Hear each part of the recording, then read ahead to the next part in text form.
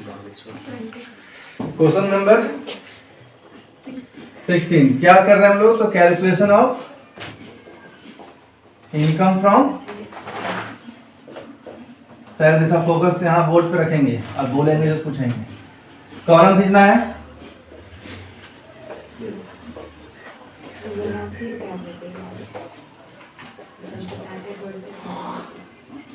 Particulars,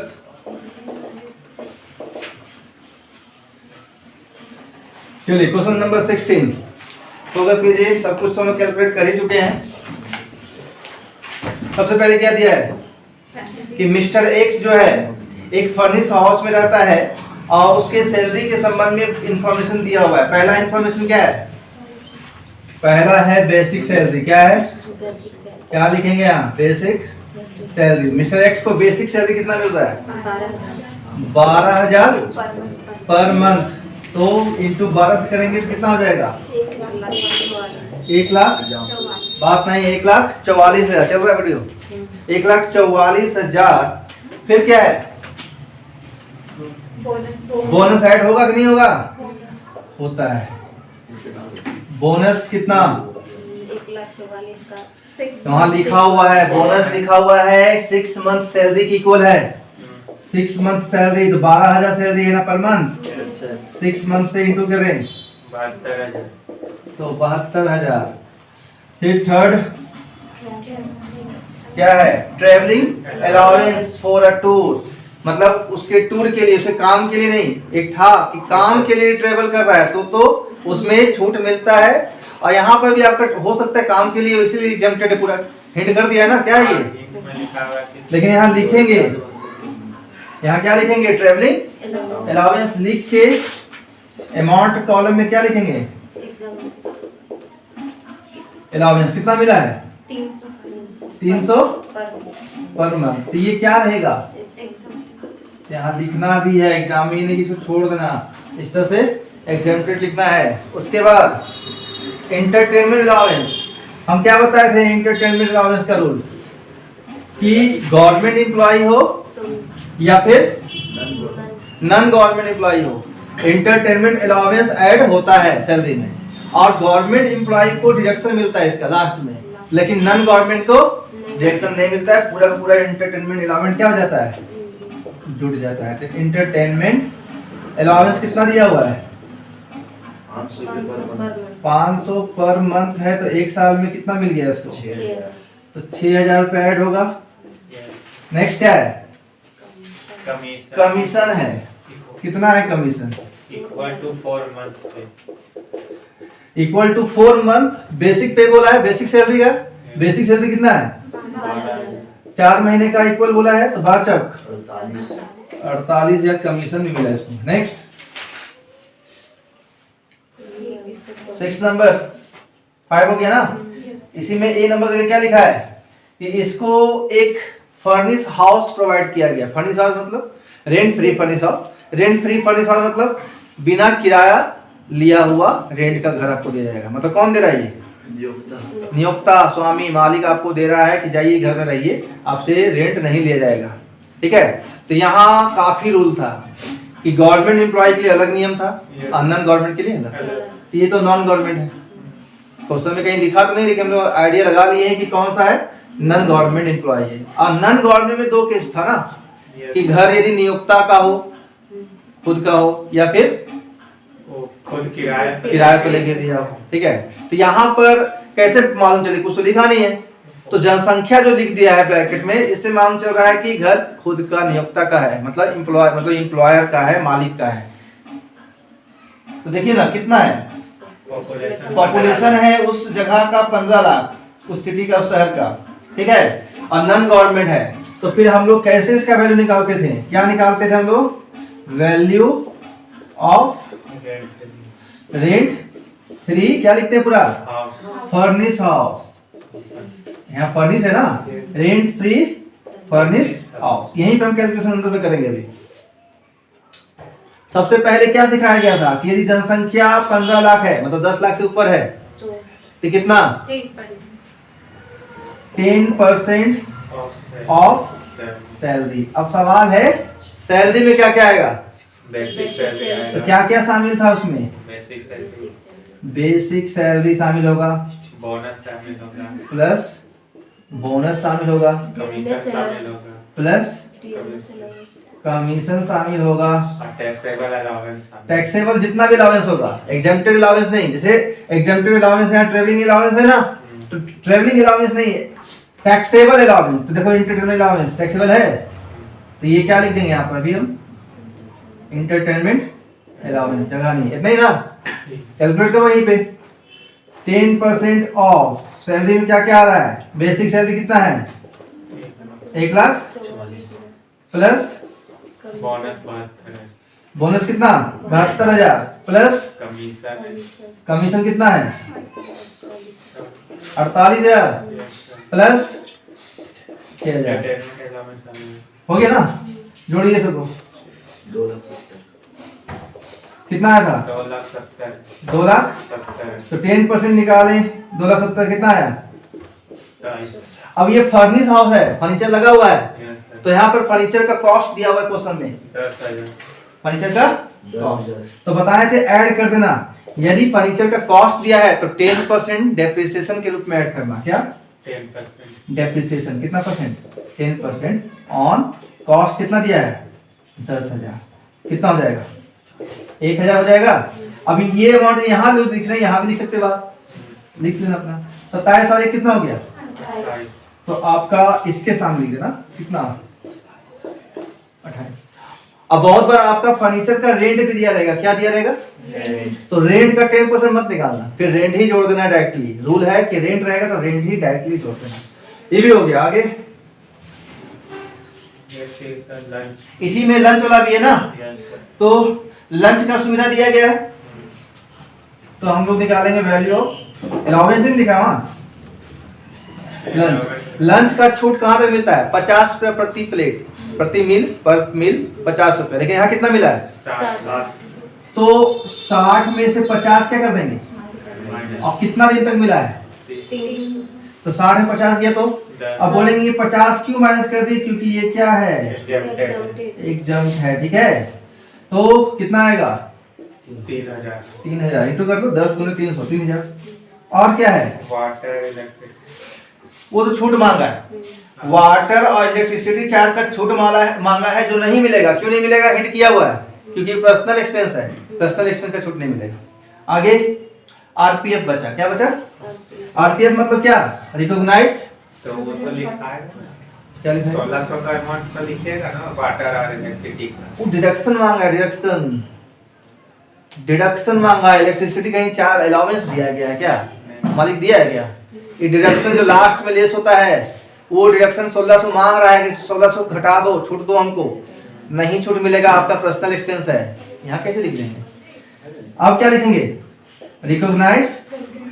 तो recognise provident fund के बारे में पढ़े आप लोग कि एम्प्लॉय खुद यदि कंट्रीब्यूट करेगा, आरपीएफ रिकॉग्नाइज प्रोविडेंट फंड में खुद कंट्रीब्यूट करेगा तो वो पूरी तरह से क्या है? एग्जाम्प्टेड है। लेकिन एम्प्लॉयर यदि कंट्रीब्यूट करेगा तो वो 12% तक छूट है। कहाँ तक? 12%। तो यहाँ किया है कंट्रीब्यूट। देख लो क्वेश्चन में, 2000। जितना एम्प्लॉय किया उतना एम्प्लॉयर किया है। कितना किया है?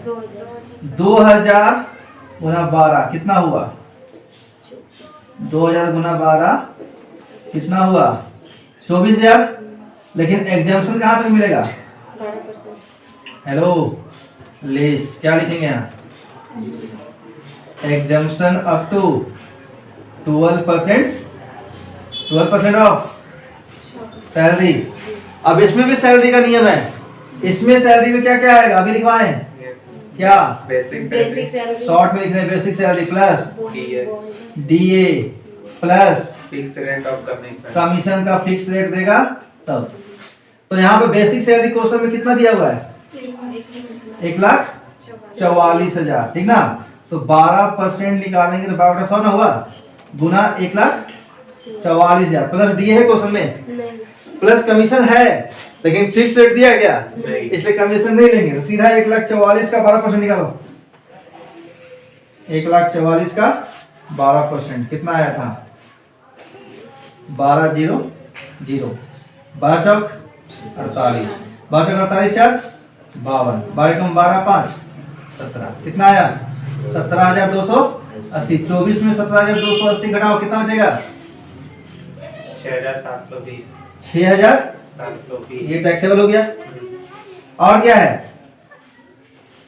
इंटरेस्ट ऑन आरपीएफ है ना, 9.5% तक मिला है। और इंटरेस्ट ऑन आरपीएफ का रूल क्या है?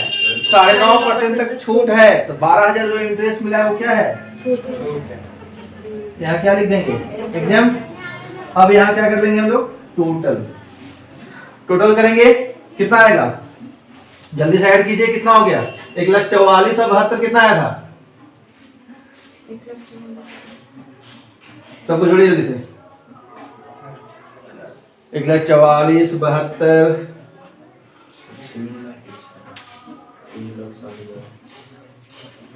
जल्दी जोड़ो। बोलिए फिर। 3,07,000 ना?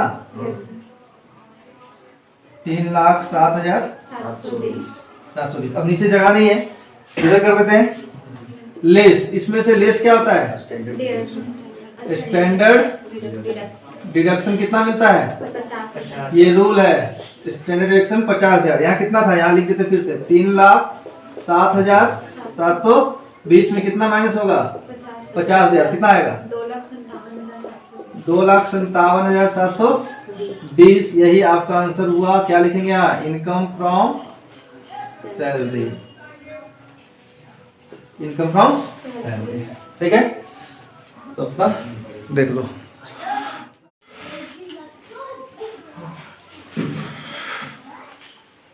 थ्री का भी नहीं है, गलत है। थ्री का बना, वही हम बोले कल हम आधा बना के छोड़ दिए।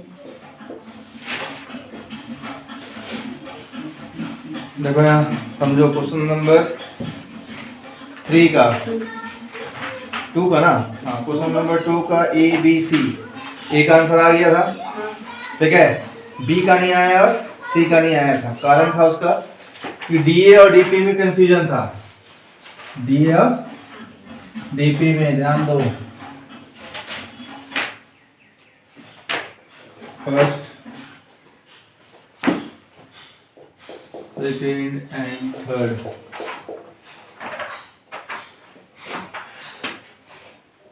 तो हम लोग पहले क्वेश्चन नंबर 2 का पहला सिचुएशन देखेंगे। क्या लिख रहा है? बेसिक पे कितना दिया हुआ है? 20,000। वीडियो बना रहे हैं। 20,000 पर मंथ है। डीपी कितना है? 10% ऑफ बेसिक पे है।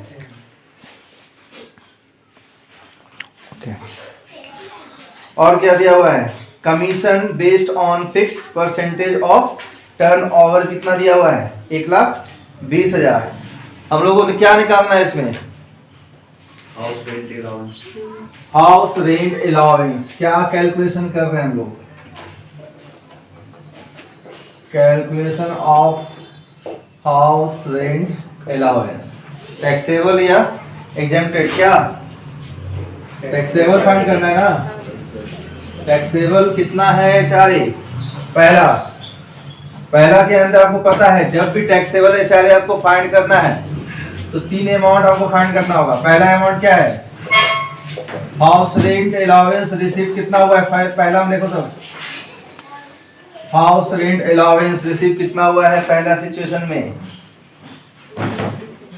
5,000 पर मंथ। तो 5,000 इंटू कितना हो जाएगा? पर मंथ ना है, ईयरली निकलता है तो 12/60,000 रुपया पर एनम होगा। सेकेंड अमाउंट क्या निकालते हैं हम लोग? Rent paid minus 10% of salary ना। तो सबसे पहले यहाँ पे सैलरी फाइंड करो। सैलरी जब भी एचआरए निकाला जाता है तो उसमें सैलरी में क्या क्या शामिल होता है? तो आपको पता है बेसिक सैलरी शामिल होता है। क्या? Basic salary plus DP only, DA नहीं कभी भी, सिर्फ डीपी। और प्लस कमीशन क्या शामिल होता है? वो भी कब? जब फिक्स परसेंटेज दिया रहे क्वेश्चन में लिखा रहे तो देखो यहाँ बेसिक सैलरी कितना है इसमें? 20,000। क्वेश्चन नंबर कौन सा बता रहे हैं? 2 है, ठीक ना। तो 20,000 पर मंथ है। तो इसको 12 से इंटू करेंगे, प्लस डीपी दिया है क्या, डियरनेस पे है 10% ऑफ बेसिक पे, तो ये जितना आएगा उसका 10% ऑफ बेसिक पे या बेसिक सैलरी, ठीक है। प्लस कमीशन क्या फिक्स परसेंट दिया है, ऐसे कमीशन भी फिक्स परसेंटेज दिया हुआ है, कितना है, commission based on fix percentage of turnover 1,20,000, तो कमीशन दिया हुआ है 1,20,000, तो कितना हो जाएगा 2,40,000 प्लस 10% 2,40,000 का निकालेंगे, बेसिक पे का 10%, 2,40,000 का 10% कितना होगा 24,000, और कितना 1,20,000 जोड़ेंगे कितना आया 3,84,000। 3,60,000 और 24 3,84,000। तब ये वाला जो लिखे हैं रेंट पेड, इसको अप्लाई करो। रेंट पेड कितना किया गया इसमें 4,000 रुपया पर मंथ। 4,000 रुपये पर मंथ है, तो 4,000 इंटू 12 करेंगे rent paid, minus 10% of salary निकालना होगा, तो 10% निकालेंगे, 10% ऑफ सैलरी कितना निकाल के लाए, देखिए यहाँ 3,84,000, तो 12 चौक 48,000 माइनस 10% 3,84,000 के निकालेंगे, कितना आएगा 38,400, घटाओ पता लगाओ कितना हुआ 4800 में आया 9600 बचा ना। और तीसरा अमाउंट क्या निकलता है, यदि आप 4 मेट्रो सिटी में है, मुंबई, कोलकाता, दिल्ली, चेन्नई, तो 50%, और अदर सिटी में है तो यहाँ आगरा में है ना, तो 40% निकलेगा, 40% ऑफ सैलरी। सैलरी यहाँ निकाल चुके हैं, कितना, कौन सा सैलरी, ये वाला 3,84,000, 3 लाख कितना निकाले हैं 40% निकाले होंगे ना आप लोग, कितना आया है 1,53,600। 1,53,600। अब क्या करते हैं इसमें, सबसे मिनिमम, ये तीनों में से सबसे मिनिमम अमाउंट कौन है, 9600। तो देख रहे हैं मैं कवर कर रहे, तो सबसे मिनिमम अमाउंट यही ना है, तो जो मिनिमम अमाउंट है वो एग्जेम्प्टेड होता है, क्या होता है, तो एग्जेम्प्टेड HRA आपका कितना हो गया 9,600, और निकालना हम लोग क्या है टैक्सेबल HRA। टैक्सेबल HRA का फॉर्मूला क्या बताए थे, HRA रिसीव कितना हुआ है 60,000, और उसमें से एग्जेम्प्टेड HRA घटा देंगे 9,600, कितना आएगा 50,400। 50,400 आपका आंसर है पहला का, ये तो आ चुका था, सेकेंड का आंसर नहीं आया था, सेकेंड का आंसर नहीं आया था, ठीक है, तो 50,400।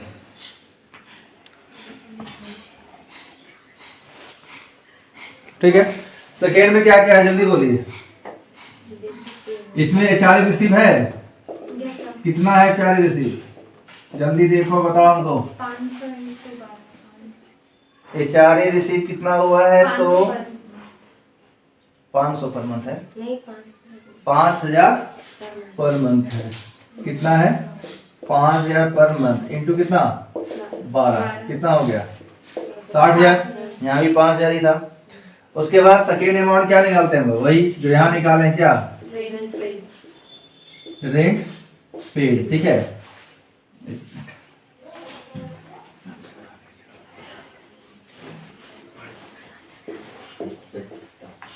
Rent paid minus 10% of salary, तो सैलरी पहले निकालो, ये हम लोग अप्लाई करेंगे आगे, पहले सैलरी यहाँ निकालो। तो सैलरी के लिए फॉर्मूला लिखा हुआ है ना, देखो बेसिक सैलरी डीपी कमीशन फिर से नहीं लिखेंगे, लिखा हुआ है, तो बेसिक सैलरी खोजिए, इसमें 30,000 पर मंथ है, कितना है 30,000 पर मंथ है, तो 12 से गुना करना पड़ेगा, और डीए है। अब इस बात को दिमाग में डाल लो कि जब भी HRA का कैलकुलेशन कर रहे हैं तो डीपी रहेगा तो ऐड करना सैलरी में, और डीए रहेगा तो ऐड नहीं करना, तो ये ऐड नहीं होगा। आगे क्या कमीशन भी है इसमें, कैलकुलेट डीपी बोला है ना, डीपी आप ऐड कर सकते हैं, डीए नहीं, यहाँ डीए इसलिए आगे नहीं बढ़ रहे हैं हम लोग। कमीशन लिया है क्या इसमें, नहीं ना, तो आप सीधा कितना सैलरी आपका सीधा कितना आ गया 3,60,000 आ गया। तो बिल अप्लाई कर दो। रेंट पेड कितना किए हैं सेकेंड में 7 लाख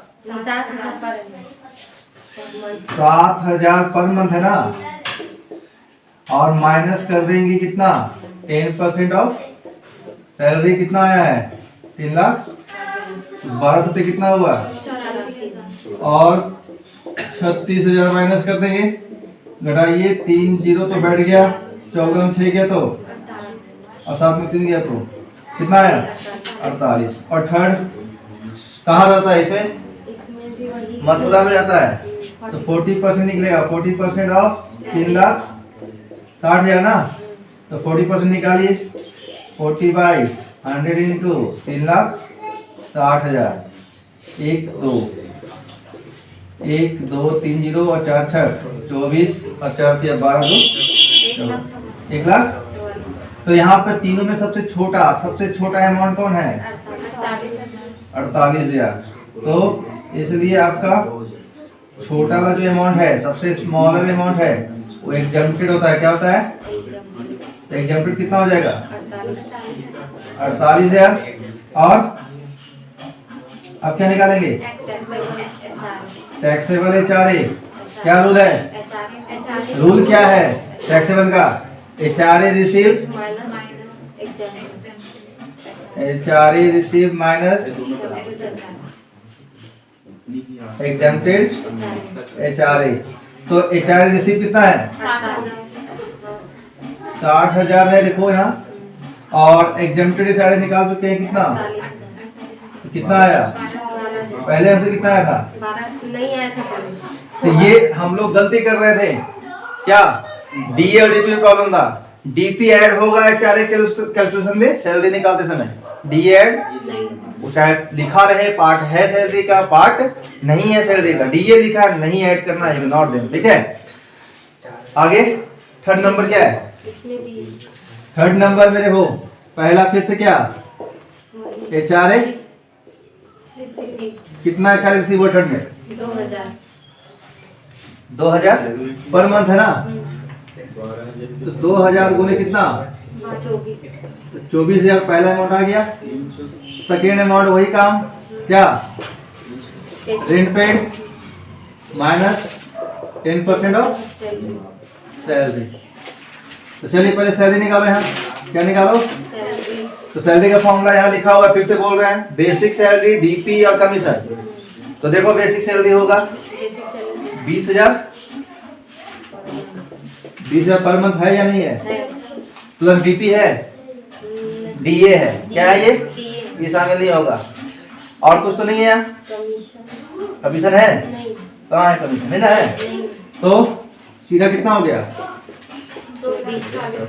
तो रेंट पेड कितना किया गया थर्ड में, तो हम यूज कर रहे हैं ये वाला फॉर्मूला। देखो रेंट पेड 5,000 पर मंथ है ना, तो 12 से इंटू करेंगे माइनस 10% ऑफ कितना सैलरी कितना आया 2 लाख। 12 25 60,000 माइनस 24,000, तो 60 में 24 गया 36,000।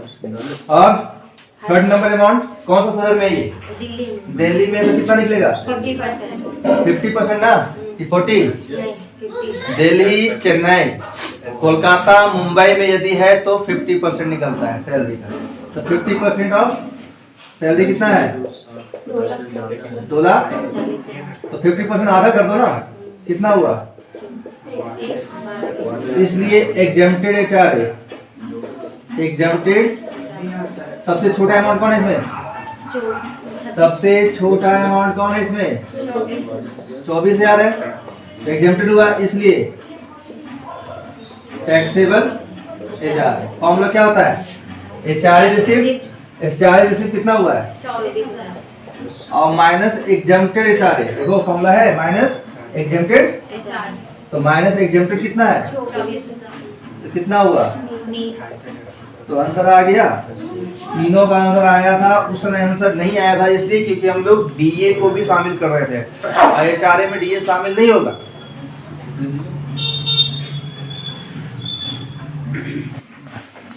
पहले थर्ड नंबर क्या है Shri Ram who reside in Allahabad, कहाँ रहता है ये क्लियर हो गया, इलाहाबाद है, यहाँ 40% निकलेगा, क्या निकलेगा तीसरा अमाउंट 40% ही निकालना है। Got the following involvement during the previous year, आपके लिए प्रीवियस ईयर कौन सा ईयर होगा? ये आपका असेसमेंट ईयर 22-23 है, तो 21-22 आपका क्या है? प्रीवियस ईयर है, ठीक ना। तो प्रीवियस ईयर का इंफॉर्मेशन दिया हुआ है, क्या क्या इंफॉर्मेशन है? तो लिख रहा है फ्रॉम एक्स लिमिटेड, ये जो मिस्टर राम है वो पहले कहाँ काम किया है? एक्स लिमिटेड में प्रीवियस ईयर में काम किया, कितना महीना तक? 6 मंथ। कितना मंथ तक? 6 महीना तक, ठीक है। 6 महीना काम किया, बेसिक पे कितना मिला उसको वहाँ, मतलब बेसिक सैलरी कितना मिला? डीपी, यहाँ डीपी लिखा हुआ है तो ऐड होगा ना, 250 per month. And house rent allowance कितना मिला इसको? 1000 पर मंथ। कहाँ से? एक्स लिमिटेड से, ठीक ना। उसी तरह वाई का भी इंफॉर्मेशन दिया है, जेड का भी इंफॉर्मेशन दिया है, उसको हम लोग बाद में पढ़ेंगे। लास्ट में क्या लिखा है? ही paid 3000 per month, 3000 per month as house rent. जहां भी रहता है वहां रेंट पेड करता है, कितना?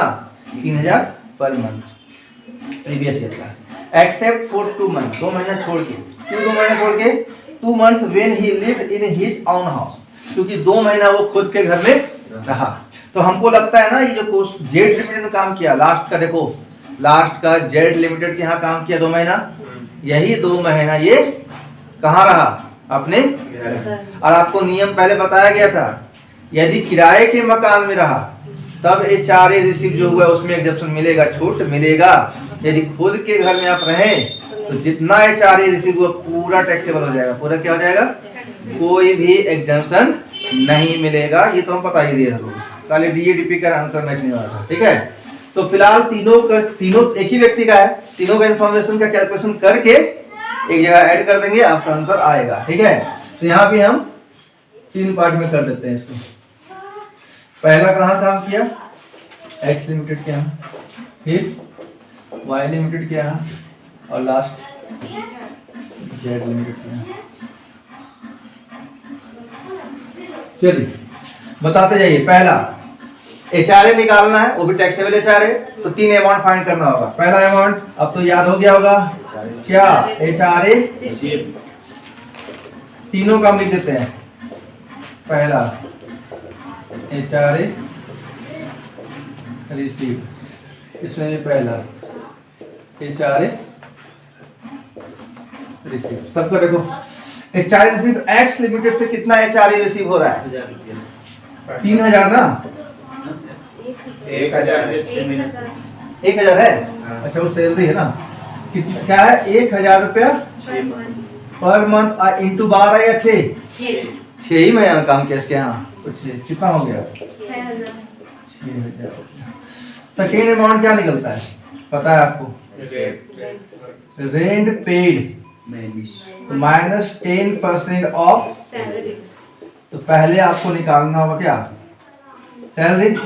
अब सैलरी में क्या क्या आता है? बेसिक सैलरी या बेसिक पे प्लस DP प्लस कमीशन, यदि फिक्स परसेंटेज दिया है तो बेसिक पे होगा इसका। बेसिक पे कितना मिल रहा है?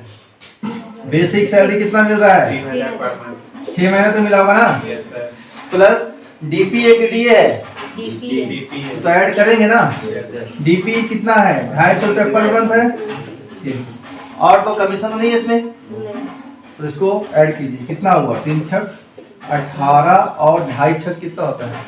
1500 होता है, तो कितना हो गया? 19,500। तब आप यहाँ निकाल सकते हैं रेंट पेड। कितना रेंट पेड किया? नीचे लिखा है लास्ट में, कितना रेंट पेड किया है? 3000 पर मंथ, यहाँ 6 महीने ना, और माइनस 10% ऑफ सैलरी, कितना? 20,500। कितना आएगा? 3 छक 18,000 माइनस 1950। घटाइए जल्दी से, 1950 ना, 1950 16,050 आया। कितना आया? 16,050। थर्ड नंबर इलाहाबाद में रहता है ना, 40% ऑफ सैलरी कितना है? 19,500। निकालिए, निकला हुआ है 19,500। डबल जीरो कट हो गया, 1 जीरो कटेगा, 4 बचे 20, 4 में 36 2 38, 4 का 7800। अब देखिए तीनों में सबसे छोटा कौन सा है?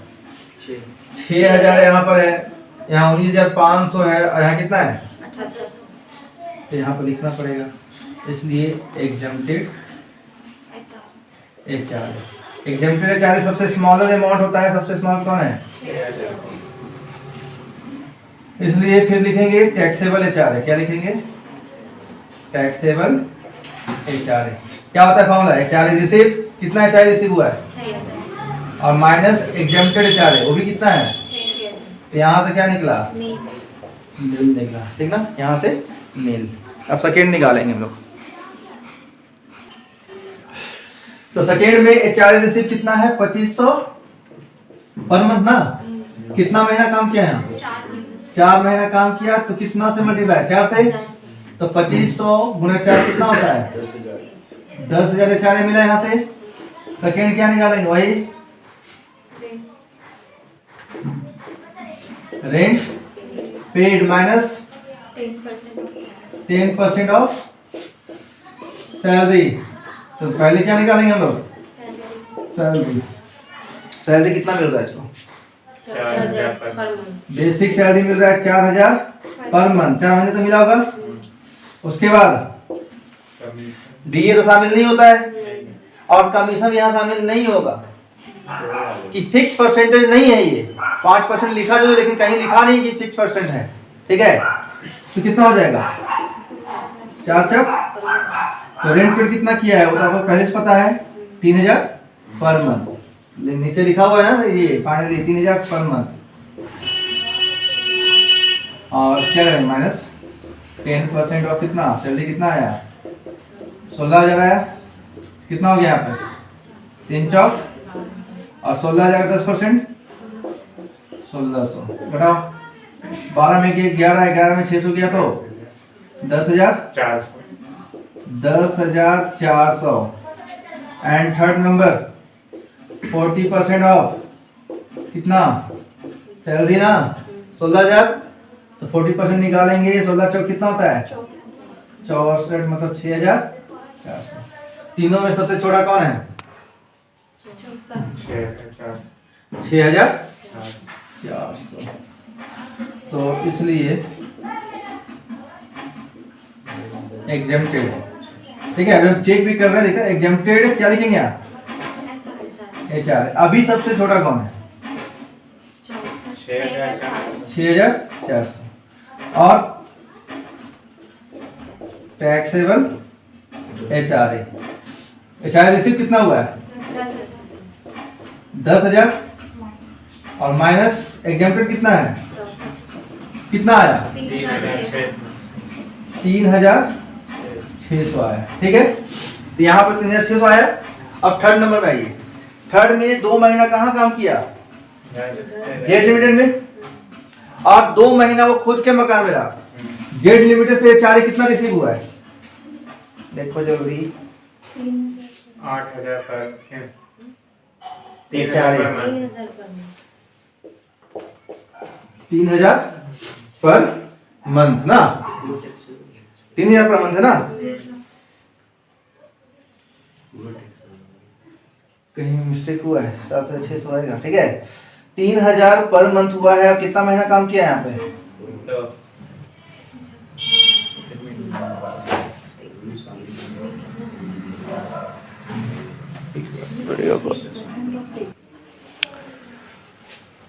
तो चलो यहाँ पर हम लोग का मिस्टेक क्या हुआ कि कमीशन छूट रहा है। क्या छूट रहा है?